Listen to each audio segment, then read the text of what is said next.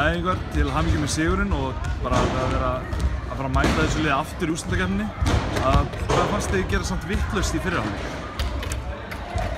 Mér fannst við, allan leikinn vorum við að gefa þeim sóknarfrákast alltaf mörg og tölfræðin segir það, 28 sóknarfrákast og við gerðum ofta tíðum ágætlega svona framan af varnarlega en svo þegar komaði ég stíð út þá stóðum við og horfðum á boltann.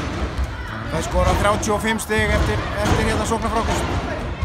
Það er erfitt að vinna leiki svoleiðis, virkilega, en það hafðist samt sem áður í dag. Já, þið náðu meiri framlengingu og tókuð það þar. Funduð þið fyrir að það var léttir komin yfir hitt liðið þegar ljóst var að þær voru komnar yfir undanúrslit? Léttir fyrir þær? Já.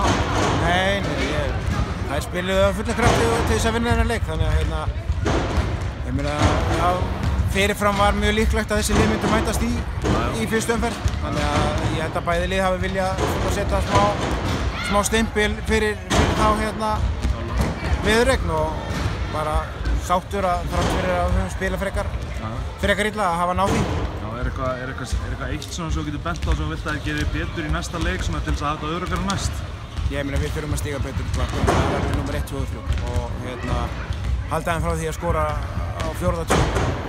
tíma stiga eftir sóknarfrákast, það eru helmingurinn af stígunni hérna. Já, alltaf.